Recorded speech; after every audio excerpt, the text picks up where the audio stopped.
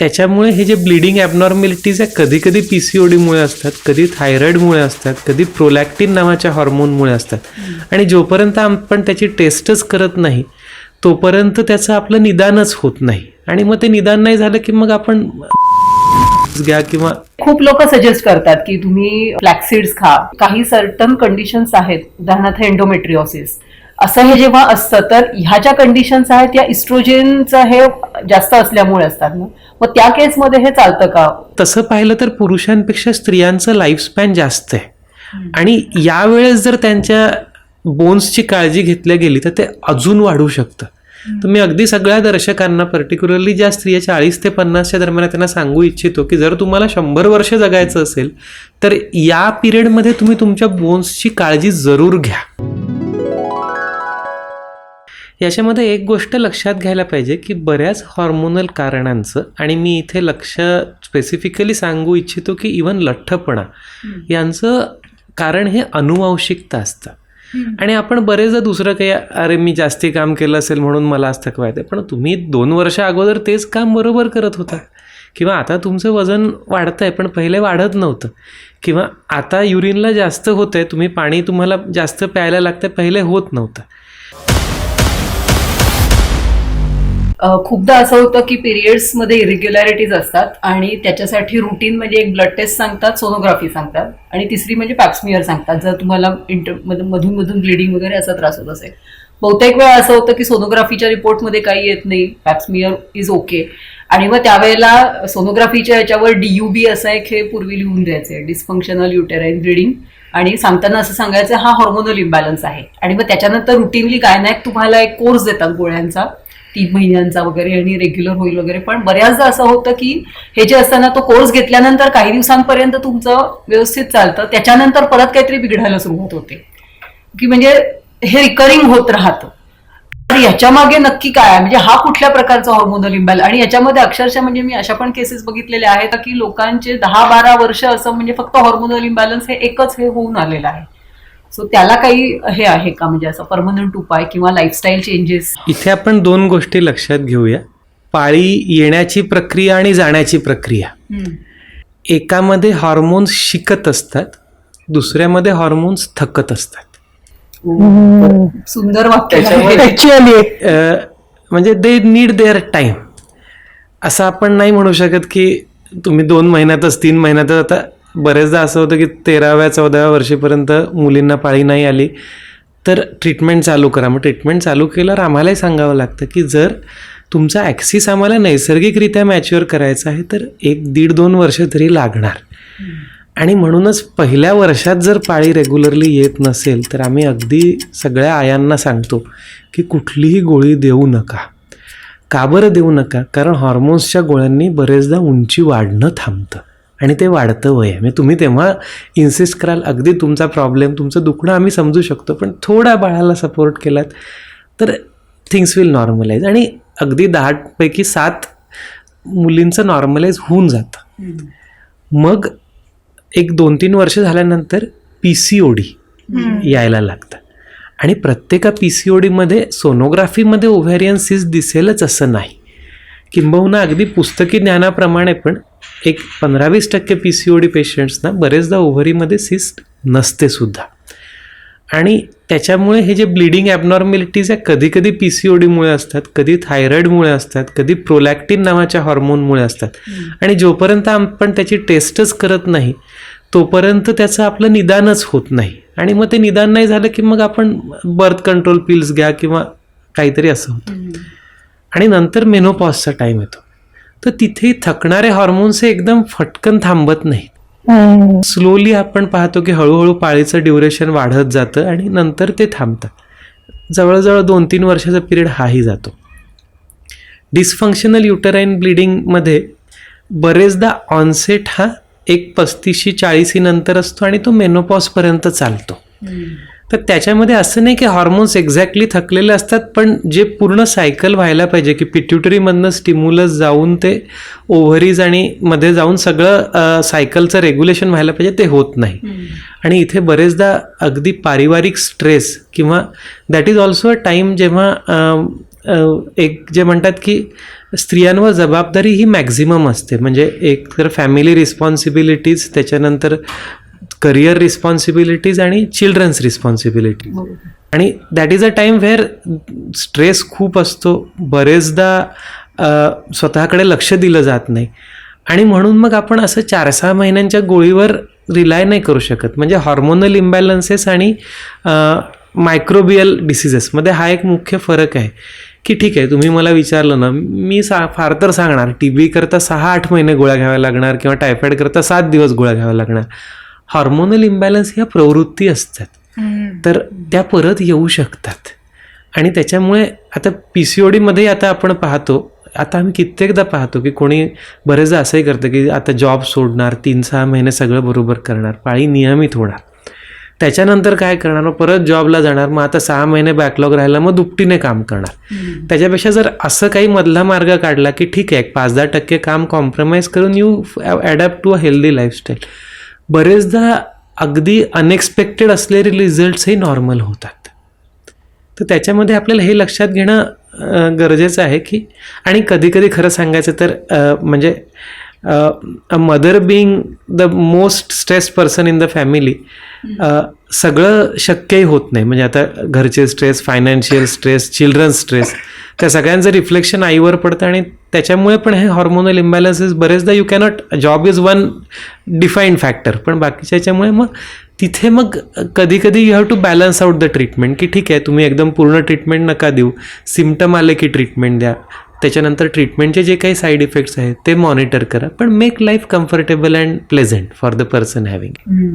म्हणजे खरं तर स्ट्रेस फ्री हा हे खूप महत्वाचं आहे. ज्यांना हा प्रॉब्लेम आहे त्यांच्यासाठी स्ट्रेस फ्री आणि व्यायाम, exercise as I sed is a की टू हॅपी हॉर्मोन्स. जे हॉर्मोनल प्रॉब्लेम जे आहेत ते पोस्ट मेनोपॉझल ज्या हे आहेत स्त्रिया आहेत त्यांना पण त्या वयातही काही जाणवतात. 3 गोष्टी या पेरी आणि पोस्ट मेनोपॉझल स्त्रियांनी लक्षात घेणं फार गरजेचं आहे. एक म्हणजे इट इज, जसं मी सांगितलं की हॉर्मोन्स थकत असतात आणि त्या सगळ्यांनी शरीरावर इफेक्ट होत असतो. तर सगळ्यात पहिला इफेक्ट काय होतो, बोन्स गळायला लागतात. आणि बऱ्याच स्त्रियांना मी विचारतो की तुम्ही कॅल्शियम घ्या, तर त्या मला म्हणतात सर ते 55-60व्या वर्षी पाहूयात ना, तोपर्यंत आम्हाला त्याने त्रास होईल. तर तेव्हा मी सांगतो की आज तुमच्या बोन्सची गळण्याची प्रक्रिया खूप फास्ट आहे. हे 7 वर्ष तुम्ही जर कॅल्शियम घेतलं की 2 years ऑफ पेरीमेनोपॉज आणि 5 years पोस्ट मेनोपॉज, म्हणजे मेनोपॉज नंतरचे 5 वर्ष जर कॅल्शियम घेतलं तर बऱ्याच अंशी तुम्हाला ऑस्टिओपोरोसिस म्हणजे बोन गळण्याची शक्यता कमी होते. ज्यांच्या घरी ऑस्टिओपोरोसिस आहेत, आजकाल आम्ही त्यांना बरेचदा ऑस्टिओपोरोसिसची ट्रीटमेंट पण या वयात 1-2 वर्ष घ्यायला सांगतो, म्हणजे पुढे जाऊन त्यांना ऑस्टिओपोरोसिस होत नाही. ही जर वेळ मारून नेली तर म्हणजे तसं पाहिलं तर पुरुषांपेक्षा स्त्रियांचं लाईफस्पॅन जास्त आहे. आणि यावेळेस जर त्यांच्या बोन्सची काळजी घेतल्या गेली तर ते अजून वाढू शकतं. तर मी अगदी सगळ्या दर्शकांना, पर्टिक्युलरली ज्या स्त्रिया 40 ते 50च्या दरम्यान, त्यांना सांगू इच्छितो की जर तुम्हाला 100 वर्ष जगायचं असेल तर या पिरियडमध्ये तुम्ही तुमच्या बोन्सची काळजी जरूर घ्या, व्यायामाने, कॅल्शियमने, आहाराने. पण that is one important aspect, bones. दुसरं म्हणजे मेनोपॉजमध्ये थकवा वाढतो आणि त्यामुळे जाऊ देणं हे खूपच वाढतं. आणि खूप इंटरेस्टिंग स्टडी त्यांनी पाहिली होती की आता जसं स्मार्टफोन्स असतात, तर काही स्त्रियांचे स्मार्टफोन्स ॲनालाइज केले की 47 to 43, तर 43व्या वर्षी ती स्त्री जेवढ्या स्टेप्स घ्यायची त्या जवळजवळ अर्ध्या झाल्या होत्या 47व्या वर्षीपर्यंत. Same job profile, same home, similar responsibilities. आणि त्याचं कारण मग हेच की ठीक आहे, आता मला खाली कोणाला मैत्रिणींना भेटायला जायचं आहे, आय विल गो, भाजी आणायचं आहे जायचं, खाली थोडंसं काही पाहून यायचं आहे जायचं, किंवा घरी फेऱ्या मारायच्या. मेनोपॉजमुळे थकवा इतका येतो की संध्याकाळी 5 वाजल्यानंतर आता काही होत नाही आणि त्याच्यामुळे वजन वाढतं. आणि सहज 5-10% वजन वाढू शकतं गाफील राहिल्यामुळे, कारण तुम्ही आहार कमी करणार नाही, तो तेवढाच राहणार. 4 वर्षात असं काय खूप करणार आहे. मग त्याच्यात त्यांनी हे लक्षात ठेवलं की चला मग by 40 to 43 you start counselling those ladies, की आता तुम्ही हे लक्षात ठेवा की तुमची एवढी ॲक्टिव्हिटी आहे ना, 9000 पावलानं एवढी तुम्ही 50व्या वर्षीपर्यंत चालायचीच. आणि आश्चर्य म्हणजे त्या स्त्रियांमध्ये नंतर हार्ट, किडनी आणि डायबिटीज आणि ब्लड प्रेशरचे प्रॉब्लेम्स कमी झालेत आणि वजनं वाढली नाहीत, इव्हन बोन्स चांगले राहिलेत. तर सगळ्या स्त्रियांना मी सांगेन की तुम्ही 40व्या बर्थडेला तुमचं पिडोमीटर मार्क करा आणि मेक शुअर की तेवढे स्टेप्स तुमचे as long as you can do in life चालू ठेवा. दॅट इज द म्हणजे सिंगल बेस्ट मेजर की ज्याने तुम्ही 100 वर्ष जगू शकता. आणि तिसरं होतं मूड स्विंग्स. सडनली खूप घाम यायला लागतो, म्हणजे अगदी तुम्ही डिस्कशनमध्ये आहात आणि पटकन घाम येऊन बॅटरी डाऊन होते, किंवा रात्री अगदी 12-1 वाजता घाम येऊन जागायला होतं आणि त्यांना आपण हॉट फ्लशेस म्हणतो. इथे तुम्ही खूप काही करू शकत नाही. इथे तुमची ऑटोनॉमिक नर्वस सिस्टीम जी सिस्टीम असते ती इम्बॅलन्समध्ये जाते. मग इथे तुम्ही फायटोइस्ट्रोजन रिच डाएट घेऊ शकता. सोया आहे, फ्लॅक्स सीड्स आहेत, त्यांनी फायदा होतो. पण बरेचदा याची ट्रीटमेंट घेतल्याने पण 1-2 वर्ष घेतली तरी तुम्ही सहज हा कालावधी इझिली मॅचअप करू शकता. म्हणजे मेनोपॉजचे प्रॉब्लेम्स आहेत, आपण मूळ प्रॉब्लेम्स पाहिलेत, पण ते सहज ट्रीट करण्यासारखे आहेत. हे जे आता तुम्ही म्हणालात ना, सोया आणि हे जे आहेत फायटोइस्ट्रोजेन्स असलेले, मी असं वाचलेलं आहे अर्थात एका ठिकाणी की बडीशेपेत पण हीच प्रॉपर्टी आहे. तर हे खूप लोक सजेस्ट करतात की तुम्ही हे घ्या, जवस म्हणजे फ्लॅक्सीड्स खा किंवा हे खा, यांनी म्हणजे तुमचे पिरियड रिलेटेड जे काय हे आहे किंवा ओव्हरऑल हॉर्मोनल हेल्थसाठी हे चांगले. मला प्रश्न असा विचारायचा होता की काही सर्टन कंडिशन्स आहेत, उदाहरणार्थ एंडोमेट्रिओसिस किंवा टेम्पररी तुमचं ह्याचं लाइनिंग म्हणजे थिकनेस वाढणं, एंडोमेट्रियमचा थिकनेस वाढणं, जे म्हणजे असं हे जेव्हा असतं तर ह्या ज्या कंडिशन्स आहेत या इस्ट्रोजेनचं हे जास्त असल्यामुळे असतात ना, मग त्या केसमध्ये हे चालतं का खायला, किंवा मॉडरेट याच्यामध्ये तुम्ही खाऊ शकता का सेफली? थोड्याफार प्रमाणात अगदी गिल्ट फ्री खायला काहीच हरकत नाही. आणि याचं कारण सांगतो. एखाद्या मेनोपॉज येणाऱ्या स्त्रीला जेव्हा आपण सोया किंवा फ्लॅक्सीड्स खायला सांगतो तेव्हा ते खाल्ल्याने त्यांना पाळी येत नाही, किंवा मेनोपॉज जेव्हा व्हायचा तेव्हा होतोच, पण त्यांचे सिम्पटम्स कमी होतात. हे का बरं कमी होतात? कारण इस्ट्रोजनची लेव्हल ज्याने पाळी येते आणि इस्ट्रोजनची लेव्हल जी तुमचे मेनोपॉजचे सिम्पटम्स बरे करते याच्यामध्ये प्रचंड तफावत आहे. म्हणजे अगदी पाळी येण्याच्या तुम्ही 10-15% जरी इस्ट्रोजन शरीराला देऊ शकलात तरीसुद्धा तुमचे हॉट फ्लशेसचे सिम्पटम्स, त्याच्यानंतर थोडंफार थकव्याचे सिम्पटम्स, याच्यात असं नाही की प्रत्येकाला, पण 70-80% लोकांना तरी रिलीफ सहज येऊ शकतो. आणि तेवढ्या प्रमाणात जर तुम्ही फायटोइस्ट्रोजन्स घेता, म्हणजे बेसिकली यांचा ॲक्टिव्ह इन्ग्रेडियंट इज फायटोइस्ट्रोजन्स, तर ते अगदी 1-2 चमचे घेऊन त्याने तुमच्या एंडोमेट्रिओसिसवर किंवा एंडोमेट्रियल कॅन्सर्सच्या रिस्कवर काहीही फरक पडणार नाही. किंबहुना plant based estrogens, plant based proteins are actually healthy proteins, आणि it is not fair to criminalise them. If you take them in lot of quantity आणि इन अन अब्युझिव्ह वे, की अगदी खूपच प्रमाणात घेतलं, ते जनरली तेवढ्या प्रमाणात पचतही नाही. म्हणजे निसर्गाने जे काय आपण म्हणू शकतो जे उपचार तयार केलेले आहेत ते अगदी खूप मोजून मापून तयार केलेले आहेत. म्हणजे तुम्ही काही एवढ्या जास्त प्रमाणात सोया आणि फ्लॅक्सीड घेऊ शकत नाही की ते खूप जास्त लेवलला जाणार, आणि थोड्या प्रमाणात घ्यायला काहीही हरकत नाही. आणि जे अजून मेनोपॉज मध्ये गेलेले नाही तेही हे करू शकतात, म्हणजे अगदी त्यांनी घ्यायला पाहिजे. Definitely they make your, as I said, we focus on hormonal happiness and they make female hormones happy. बायकांमध्ये, तरुण बायकांमध्ये जर का आपण युटेरस काढून टाकलं तर त्याच्यानंतर हॉर्मोनल ट्रीटमेंटची कितपत म्हणजे ॲडवायजेबल आहे?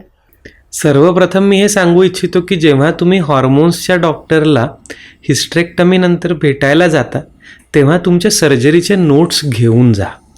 कारण जर त्यांनी ओव्हरी काढली नसेल, आणि काही कंडिशन्समध्ये ते ओव्हरी काढत नाही, जसं जर गर्भाशयामध्ये फायब्रॉइड वगैरे असेल, गर्भाशय काढणार, ओव्हरी राहू देणार, मग त्यांचं नॉर्मल ओव्हॅरियन हॉर्मोन म्हणजे इस्ट्रोजन हे नॉर्मल प्रमाणात बनत राहतं आणि त्यांना काहीही प्रॉब्लेम होत नाही. त्यांना जेव्हा मेनोपॉज होणार 45, 47, 50 तेव्हा होणार. पण काही हॉर्मोन डिपेंडंट कंडिशन्स जसं breast cancer patients, endometrial cancer patients, ज्यांच्यामध्ये गर्भाशयासोबत अंडाशयही काढला जातो, ओव्हरीज काढल्या जातात, तेव्हा ती सिच्युएशन कठीण असते. कारण तेव्हा सडन हॉर्मोन्स ड्रॉप झालेले असतात. म्हणजे मेनोपॉज हा जसा 3 वर्षात होणार, तो जर खटकन झाला तर ते खूप कठीण पडतं. मग तिथे आपण 2-3 महत्त्वाच्या गोष्टी पाहतो की स्त्रीचं वय काय आहे. जर ते 45च्या कमी असेल तर दुसरी गोष्ट पाहतो की is there any contraindication की हॉर्मोन रिप्लेसमेंट घेऊ शकणार नाही. जसं काही कॅन्सरचे पेशंट्स असतात त्यांना हॉर्मोन रिप्लेसमेंट देता येत नाही, BP कोलेस्ट्रॉलचे पेशंट असतात त्यांना देता येत नाही. तसं नसेल तर ॲक्च्युली आपण हॉर्मोन रिप्लेसमेंट देतो आणि त्याचे रिझल्ट्स उत्तम आहेत. पण जर देता येत नसतील तरीसुद्धा आपल्याकडे ज्या ट्रीटमेंट्स आहेत ज्या सिम्टमॅटिक आहेत त्यांनी पण प्रचंड प्रमाणात ते सिम्टम्स चांगले होऊ शकतात. आणि 2 गोष्टी तर अशा आहेत की जिथे आपल्याला हॉर्मोन्सची गरज नाही तरीसुद्धा आपण ट्रीटमेंट करू शकतो. एक म्हणजे बोन्स करता, जसं मी बोललो कॅल्शियम, व्हिटॅमिन डी आणि बोन प्रोटेक्टिव्ह ट्रीटमेंट्स, आणि वजना करता एक्झरसाइज. तिसरा जो भाग आहे मूड स्विंग्स आणि बेसिकली हा इमोशनल डिस्टर्बन्सेस, त्याच्याकरता आपण बाकीची ट्रीटमेंट करू शकतो. म्हणजे life can still be good but with proper care आणि कुठलंही व्हॉट आय कॅन से मिसॲडव्हेंचर न करता योग्य मार्गाने ट्रीटमेंट घेतली तर. व्हिटॅमिन डेफिशियन्सी आणि हॉर्मोन्सचा बॅलन्स यांच्यामध्ये काही हे आहे का विटॅमिन संबंध? आणि हॉर्मोनचं सगळ्यात मुख्य कनेक्शन हे विटॅमिन डी मध्ये येतं. कारण विटॅमिन डी हे विटॅमिन नसून एक हॉर्मोन आहे. ते एक्झॅक्टली पेशींवर हॉर्मोनसारखंच काम करतं आणि त्याने आपल्या शरीरात एका पॅराथायरॉइड नावाच्या हॉर्मोनला ते रेग्युलेटही करतं. तर विटॅमिन डीच्या कमीमध्ये पॅराथायरॉइड हॉर्मोन वाढतं आणि विटॅमिन डी हे पेशींवर हॉर्मोनसारखंच काम करतं आणि त्यांनी बऱ्याच गोष्टींवर फरक पडतो. जसं वजन वाढणं, कमी होणं, डायबिटीज ट्रीटमेंट, या सगळ्यांमध्ये त्यांनी फरक पडतो.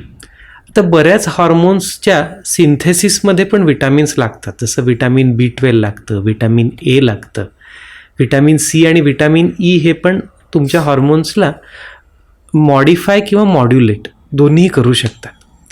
तर याच्यामध्ये महत्त्वाचं हे आहे की विटॅमिन्स हे तुम्ही मोजून मापून घेतले पाहिजेत. कारण काही विटॅमिन्स जसं विटॅमिन B आणि विटॅमिन C कितीही प्रमाणात घेतले तरी साईड इफेक्ट होत नाहीत. पण विटॅमिन A, D, E आणि K जर तुम्ही जास्त प्रमाणात घेतलेत, जसं आता अगदी आम्ही महिन्यातनं एकदा तरी एक असा पेशंट पाहतो की जो इमर्जन्सी डिपार्टमेंटला येतो आणि आयदर आकडी आलेली असते किंवा काही फ्रॅक्चर झालेलं असतं आणि मग लक्षात येतं की कॅल्शियम वाढलेलं आहे. मग आम्ही विटॅमिन डी चेक करतो आणि लक्षात येतं की याचं विटॅमिन डी तर 100पेक्षा जास्त आहे. म्हणजे मशीन 100-150पर्यंत मोजू शकतं, ती लेवल त्याच्यापेक्षा वर गेलेली असते. आणि मग लक्षात येतं की 6-6, 7-7 विटॅमिन डीचे इंजेक्शन्स मागच्या 2-3 महिन्यात घेतल्या गेलेले आहेत. तर कुठलंही विटॅमिन घेताना मोजून मापून घ्यावं, शक्यतो मेडिकल सुपरविजनमध्ये घ्यावं. आणि हां, त्यांनी हॉर्मोनच्या सगळ्याच सिस्टीम्सवर थोड्याफार प्रमाणात इफेक्ट येऊ शकतो, मोस्ट नोटेबली विटॅमिन डी मध्ये. आपण याच्याबद्दल बोललो, स्ट्रेस बद्दल बोललो आणि हा अगदी नोन फॅक्टर आहे ज्यांना हॉर्मोनल. थोडंसं ते इलॅबोरेट करू शकाल का, एक्झॅक्टली काय होतं स्ट्रेस ज्या वेळेला येतो? आणि दुसरं म्हणजे असं आहे की खूपशा याच्यामध्ये तुम्ही टाळू शकत नाही. येणारा जो स्ट्रेस आहे तो तुमच्या आजूबाजूचं एन्व्हायरमेंट जेव्हा तुम्ही कंट्रोल करू शकत नाही त्यावेळेला, तेव्हा फक्त चालणं हाच एक हे आहे का? कारण म्हणजे चालणं किंवा व्यायाम त्याच्या व्यतिरिक्त काही असे डाएटमध्ये पण थोडेफार तुम्ही असे करू शकता बदल की जेणेकरून ते निदान त्याचा एक निगेटिव्ह इफेक्ट आहे तो तरी थोडासा मिनिमाइज होईल. बेसिकली स्ट्रेस काय करतो? स्ट्रेस तुमच्या शरीरात हॉर्मोन्सला स्टिम्युलेट करतो. कुठल्या हॉर्मोन्सला स्टिम्युलेट करतो? किडनीच्या वर एक ग्रंथी असते ॲड्रिनल ग्लँड म्हणून, तिच्यामधनं निघणाऱ्या कॉर्टिसॉल हॉर्मोनला स्टिम्युलेट करतो. आणि तुम्ही एका नॉर्मल माणसाचं कॉर्टिसॉल लेवल चेक केलं तर ते सकाळी 20-25पर्यंत असतं आणि संध्याकाळी ते अगदी 5च्या खाली जातं. आणि जेव्हा माणूस स्ट्रेसमध्ये असतो, तुम्ही संध्याकाळचं रात्रीचं कॉर्टिसॉल जरी चेक केलं तरी ते 10-12-15 येतं. आणि यांनी काय होतं? वजन वाढायला लागतं, विकनेस यायला लागतो, थकवा यायला लागतो. हळूहळू हे लक्षात येतं की उत्साह कमी व्हायला लागतो आणि डिप्रेशन वाढतं. शरीरात इन्फ्लॅमेशन किंवा सूज वाढते. आणि जेव्हा आपलं स्ट्रेस कमी होतं, बॉडीली प्रोसेस रेग्युलराईज होते, तर हळूहळू या सगळ्या गोष्टी कमी व्हायला लागतात. ब्लड प्रेशर वाढतं. म्हणजे कित्येकदा आम्ही पाहतो की एखाद्या माणसाचं ब्लड प्रेशर नसतं, पण क्लिनिकमध्ये आल्यावर BP एकदम जास्त येतं. आम्ही विचारतो काय झालं? सर 2-3 दिवसापासून मी झोपलो नाही आहे, कॉर्टिसॉल वाढलं, त्याच्यामुळे ब्लड प्रेशर वाढलं. तर स्ट्रेस हा कॉर्टिसॉलद्वारे आपल्या शरीराचं सगळेच म्हणजे एंडोक्राईन म्हणजे हॉर्मोन्स आणि एक्झोक्राईन म्हणजे नॉन हॉर्मोनल स्त्राव सगळेच इम्बॅलन्समध्ये हे करतो. आणि बरेचदा आपण पाहिलं ना की आपण पाहतो की सडन डेथ झाली या माणसाची. मग विचारलं की मागचे 3-4 दिवस 5 दिवस कसे गेले? झोपलेच नव्हते 3 दिवस. किंवा 2 दिवस प्रवासातच होते. आणि हा खूप प्रचंड महत्त्वाचा फॅक्टर पडतो, कारण कॉर्टिसॉल आणि ॲड्रिनल ग्लँडचे हॉर्मोन्स हे काहीही करू शकतात. म्हणजे तुमच्या हृदयाची गती थांबवण्यापासून ती अगदी प्रचंड वाढवण्यापर्यंत, तुमच्या शुगर्स कमी जास्त करण्यापर्यंत, तुमचे ब्लड प्रेशर कमी जास्त करण्यापर्यंत. आणि आपण 2 महत्त्वाच्या गोष्टी बोललो, झोप आणि एक्झरसाईज. पण त्याच्या व्यतिरिक्त ज्या गोष्टींनी इन्फ्लॅमेशन कमी होतं, ज्याला आम्ही अँटी इन्फ्लॅमेटरी फूड्स म्हणतो. आपण आजकाल काही लोकांना सांगताना ऐकतो की अँटी इन्फ्लॅमेटरी डाएट. काय होतं अँटी इन्फ्लॅमेटरी डाएटनी? की अल्टिमेटली कॉर्टिसॉल कमी व्हायला मदत होते, स्ट्रेस लेवल्स कमी होतात. आणि अगदी तुम्ही अँटी इन्फ्लॅमेटरी डाएट घेतलं तर प्रचंड फायदा होतो. याच्यामध्ये नीम आहे, हळद आहे, अनार आहे. म्हणजे आमच्या भक्तिवेदांत हॉस्पिटलला अशा अनेक न्यूट्रास्युटिकल्सबद्दल वेगवेगळे संशोधनही चालू असतात. म्हणजे जर तुम्हाला कोणाला उत्सुकता असेल तर तुम्ही भक्तिवेदांतमध्ये येऊन तिथल्या रिसर्च डिपार्टमेंटला नाव देऊ शकता. म्हणजे ते तुम्हाला तत्सम काही उपाय असेल किंवा काही आमचं रिसर्च स्टडी असेल तर त्याच्याबद्दल ॲटलिस्ट तुम्हाला माहिती देतील. भाग घेणं ही तुमची इच्छा. पण आपल्याला हे लक्षात घेतलं पाहिजे की बरेचसे आजार हे निसर्गाच्या विरुद्ध जाण्याने होतात. तसंच तुम्ही निसर्गाच्या जवळ गेलात आणि निसर्गाला स्वतःला बरं करू दिलं तर बरेचसे हॉर्मोन्स आपोआप शांतही होतात. आणि तिथे हे अँटी इन्फ्लॅमेटरी डाएटबद्दल मी आपल्याशी बोललो. अक्रोड बदाम आहे, प्री आणि प्रोबायोटिक. जसं आपण नॉर्मल कॉफी घेतो त्याने तुम्हाला वेकफुलनेस म्हणजे तुमची झोप उडते. पण तुम्ही कधी हर्बल कॉफी घेऊन पहा ज्याच्यामध्ये इन्युलिन आणि अश्वगंधा असतं, त्यांनी झोप नॉर्मल येते, झोप शांत येते. तर तुम्ही या गोष्टींबद्दल स्वतः पण पाहू शकता, विचार करू शकता, अभ्यास करू शकता. पण काही गोष्ट करणार असाल आणि तुमच्या मनात संभ्रम असेल तर नेहमी ते डॉक्टरी सल्ल्याने करा. तर अनेक प्रकारे आपण हॉर्मोन्सला रिसेट करू शकतो, ज्याला आपण नॅचरल हॅक्स म्हणतो. त्याच्यापैकी काहींबद्दल आपण डेफिनेटली बोललो आणि काहींबद्दल इट्स एन एंडलेस डिस्कशन. तुम्ही स्वतः वाचू शकता. मे बी तुम्हालाही काही गोष्टी अशा लक्षात येतील ज्या म्हणजे which can be unique. And जर तुम्हाला असं वाटत असेल की त्याबद्दल तुम्ही संशोधन करावं तर करूही शकता. आज आपल्याकडे या सगळ्या फॅसिलिटीज आहेत आणि आपल्या लोकांना गरज आहे या सगळ्या गोष्टींची. मी आता इन्युलिन हा एक मी तेच विचारणार होते की नेमकं ते काय. इन्युलिन हे एक प्रकारचं it's a fibre kind of a thing, पण ते प्रीबायोटिक आहे. म्हणजे जशा आपल्या शरीरात ग्रंथी असतात, म्हणजे ते असं मिळतं विकत. इन्युलिन विकत मिळत नाही, ते असतं. ओके. हां, म्हणजे जसं मी तुम्हाला हर्बल कॉफी बोललो, चिकोरी रूट हा इन्युलिनचा मोठा सोर्स आहे. इन्युलिन एक्झॅक्टली काय करतं, आपल्या शरीरात पूर्ण इंटेस्टाईनमध्ये बॅक्टेरियाज असतात आणि जेवढं तुमचं जीन्स असतात तेवढेच त्या बॅक्टेरियाचे जीन्सही असतात आणि ते सगळे तुमच्या शरीराला सिग्नल देत असतात. आणि ते बॅक्टेरिया चेंज करणं, ज्याला आम्ही प्रोबायोसिस म्हणजे सिम्बायोसिस आणि डिसबायोसिस. सिम्बायोसिस म्हणजे बॅक्टेरियाला आपल्या फ्रेंडली करणं, तर ते करायला आपल्याला प्री आणि प्रोबायोटिक. तर प्रोबायोटिक म्हणजे फर्मेंटेड पदार्थ, जसं दही. तसंच प्रीबायोटिकबद्दल आपण कोणी बोलत नाही. आणि inulin is a very strong prebiotic. तसंच कच्चं केळं आहे, लसूण आहे, these are all strong prebiotics. तुम्ही जर असा आहार घेतला तर त्याने तुमचे हॉर्मोन्स चांगले होणार. तर तुम्ही हे प्री आणि प्रीबायोटिक बद्दल पण ज्यांना क्युरिओसिटी आहे, वाचायचं आहे, वाचू शकता.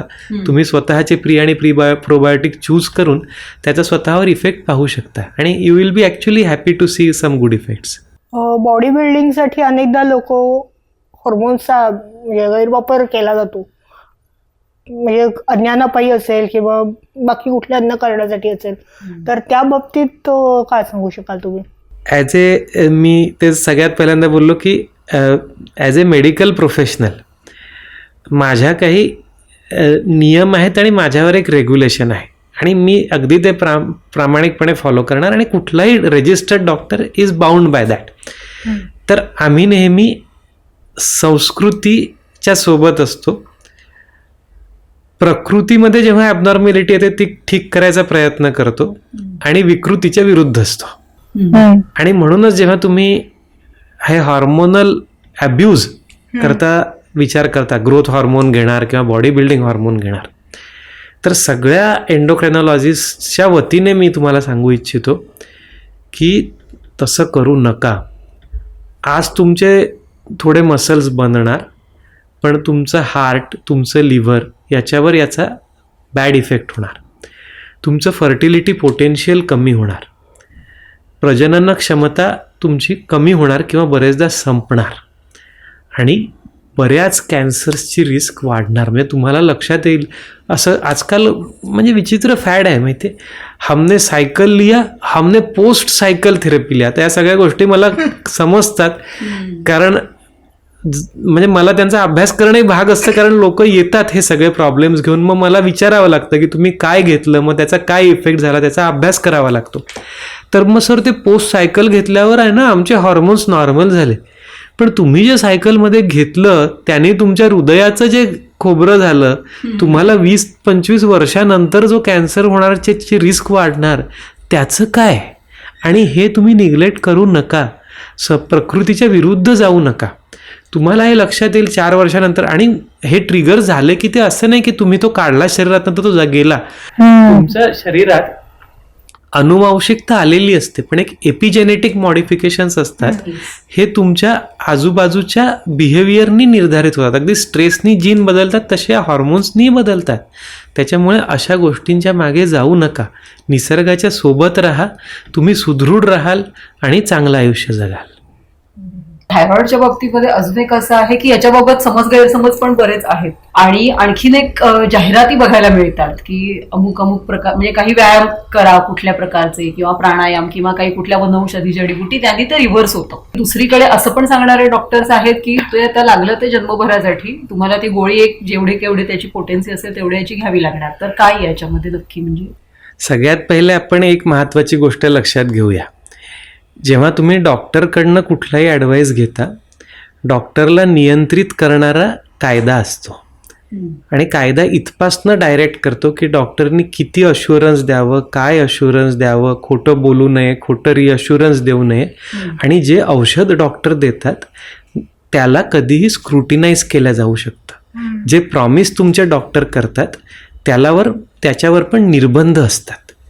जेव्हा की ही जी अनियंत्रित इंडस्ट्री आहे, म्हणजे आता आपण कितीतरी अशा गोष्टी पाहतो की आम्ही तुमचं 5 किलो वजन कमी करून देऊ, तुम्ही प्रत्येक किलो करता आम्हाला 2,000-3,000 व्हॉटएव्हर इट इज तुम्ही आम्हाला द्या. आणि ती रन करणाऱ्यांचं क्वालिफिकेशन काय आहे ते माहिती नसतं, किंबहुना कुठली तरी देशाबाहेरची एक डिग्री असते जिचा कोणीच व्हेरिफिकेशन करू शकत नाही. आणि बरेचदा दिलेले प्रॉडक्ट्स, म्हणजे अगदी तुम्हाला स्पष्ट सांगायचं तर वजन कमी करणाऱ्या आत्तापर्यंतच्या ज्या 5-7 औषधं झाले आहेत त्याच्यापैकी एक दुसरंच असं आहे की ज्यांनी हे दाखवलं गेलं आहे की यांनी वजन तर कमी होतंच, पण तुमचे हार्ट आणि किडनीवर पण दुष्परिणाम होत नाहीत आणि किंबहुना तुमचं आयुष्य वाढतं. बरेच लोक वजन कमी हे आयुष्य वाढवण्याकरता करतात. काही लोक obviously they do it for the cosmetic reason. तर हे नेहमी लक्षात घेणं गरजेचं आहे की तुम्ही जेव्हा तुमच्या कुठल्याही प्रॉब्लेम करता, म्हणजे थायरॉइड असो, वजन असो, डॉक्टरी सल्ला घेता, तेव्हा त्याच्यावर एक नियंत्रण आणि निर्बंध असतो. आणि त्याच्यामुळे तुमची फसवणूक होण्याची शक्यता, किंवा तुम्हाला आत्ता बरं करतो, म्हणजे तुमचं थायरॉइडबद्दल लोक का बरं असं इंडस्ट्री एंट्रन्स का बरं आहे ह्याच्यामध्ये, कारण समजा माणसाची मी थायरॉइडची गोळी बंद केली की चलो तुम्ही माझ्याकडे आलात, मी गोळी बंद केली, त्याला एकदम काही होणार नाही. म्हणजे आता मी त्याची डायबिटीसची गोळी बंद केली, त्याची शुगर वाढणार, तो 7 दिवसांनी येणार, सर आता तर सगळं गडबड झाली. पण थायरॉइडचा पेशंट एकदम येत नाही आणि मग नंतर 3-4 महिन्यांनी कळतं की एकदम वजन 4 किलो वाढलेलं आहे, गळ्याला सूज आलेली आहे, किंवा आता विसरायला व्हायला लागलेलं आहे, किंवा एकदम म्हणजे मला वाईट कधी हे वाटतं की लहान मुलं ज्यांना थायरॉइड असतात त्यांच्या गोळ्या बंद करतात आणि परीक्षेत मार्क कमी झालेले आहेत. तर त्याच्यामुळे एक आपण लक्षात घेऊयात की हायपोथायरॉइडिझम 90-95% लोकांमध्ये ट्रीटमेंट ही परमनंट असते, कारण तिथे तुमची ग्रंथीचा नाश झालेला आहे. तुम्हाला कुठल्याही म्हणजे जादू, टिक्का, टोणपा किंवा कुठल्याही शहरी आणि गावठी उपायाने ती तुमची गेलेली ग्रंथी येणार नाही. म्हणजे मी अगदी क्रूड पद्धतीने सांगायचो की तुमचा हात नसेल तर तुम्हाला हात लावावा लागेल, तो काही उगणार नाही. तर ग्रंथी नसेल तर ग्रंथीचा हॉर्मोन घाला. आणि देवाच्या कृपेने साधी गोळी उपलब्ध आहे, टेस्टेड आहे, आणि डेफिनेटली तुम्ही डॉक्टरकडनं घ्याल तर तो हे नक्की करेल की डोस बरोबर आहे रेग्युलरली मेजर करून. तर दुसरं मात्र वेगळं आहे जिथे हायपरथायरॉइडिझमचं आपण बोलतो. आणि हायपरथायरॉइडिझम हा जवळजवळ 70% लोकांमध्ये गोळ्यांनी बरा होऊ शकतो. दुसरं म्हणजे हायपोथायरॉइडिझममध्ये पण काही एक 5-10% लोक ज्यांच्यामध्ये अँटीबॉडीज निगेटिव्ह असतात, ते त्यांचा थायरॉइड हा कमी होऊ शकतो.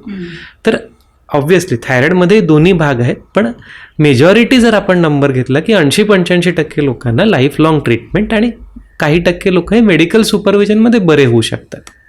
पण पूर्णपणे बरे होऊ शकतात, म्हणजे त्यांच्या गोळ्या थांबणं किंवा लाईफ लॉंग साठी थांबणं. हायपोथायरॉइडिझममध्ये नक्कीच बऱ्यापैकी पेशंट्स हायपरथायरॉइडिझमचे बरे होतात. हायपोथायरॉइडिझममध्ये 9 out of 10 times you are committing to lifetime treatment. But इथे मी सांगू इच्छितो की जर तुम्ही गोळी घेणार असाल तर both quantity and quality of life याच्यावर निगेटिव्ह इफेक्ट होत नाही. उलट थायरॉइडचे पेशंट्स हे नॉर्मल जीवन, नॉर्मल लाईफस्पॅन आपला आनंदात घालवू शकतात. आणि एवढं उपद्व्याप करण्यापेक्षा सकाळी उठून ती एक गोळी घेतलेली कधी पण चांगली. म्हणजे तुम्ही हजारो विटामिन्स घेता, म्हणजे मला कधी कधी आश्चर्य वाटतं की लोक 4 वेगवेगळे प्रकारचे काही पुड्या काही हे घेतात, त्याच्यापेक्षा तुम्ही एक नैसर्गिक गोळी घ्या ना. तुम्हाला निसर्गाने जे दिलेलं आहे तेच तुमचा डॉक्टर तुम्हाला देतो, इथे काही अँटीबायोटिक देत नाही. आणि मी सगळ्यांना सांगतो की तुमच्या शरीरात जे कमी आहे तेच तुम्ही घेतात, त्याच्याकडे कुठलाही दुजाभाव न ठेवता तुम्ही ती गोळी घ्या आणि तुम्ही चांगले राहाल. मला वाटतं याच नोटवर आपण आजचं आपलं डिस्कशन थांबवूयात, कारण ऍक्च्युअली असं आहे की हे जे सगळे प्रॉब्लेम्स आहेत याचा उगम पण मला वाटतं कुठेतरी म्हणजे वाटायचं रादर इतके दिवस की कुठेतरी आपण निसर्गाच्या विरुद्ध चाललोय. आपण खूप जंक फूड खातोय, पॅकेज फोडतोय, भराभराणी खातोय, या सगळ्यामधनं झालेलं आहे. आज सरांशी आपण जे काय बोललो आणि त्यांनी आपल्याला ज्या काही गोष्टी सांगितल्या त्याच्यावरनं काही प्रमाणात तरी हे आहे, हे मला असं वाटतं की मानायला आपल्याला वाव आहे. आणि खूप सुंदर शब्दात सरांनी आज म्हणजे काय म्हणतात त्यांना कुठलंही टेक्निकल जार्गन फार न वापरता सगळ्या लोकांना समजेल अशा भाषेमध्ये आपल्याला हा जो इश्यू आहे मेनली हा आपण थोड्या प्रमाणामध्ये त्यांच्यामुळे डिकोड करता आला आपल्याला. तर त्याबद्दल सर तुमचे खूप आभार. आणि खरोखर हा विषय म्हणजे खूप लोकांपर्यंत पोहोचणं गरजेचं आहे, त्याच्यासाठी जास्तीत जास्त लोकांपर्यंत हा पॉडकास्ट अवश्य शेअर करा. चॅनल आमचं जे आहे अवतीभोवती त्याला जास्तीत जास्त लोक सबस्क्राईब करतील ही अपेक्षा आहेच, असाच लोभ असू द्या. आणि काही तुमच्या कॉमेंट्स असतील हॉर्मोनल ट्रीटमेंट आणि हॉर्मोन्सचे जे इश्यूज आहेत त्याच्याबद्दल तुम्ही काय काय करता, तुम्ही कुठलं नॅचरल फॉलो करता का आणि त्याच्याबद्दलचे तुमचे रिझल्ट्स काय होते याच्याबद्दल अवश्य व्यक्त व्हा कॉमेंट बॉक्समध्ये. धन्यवाद.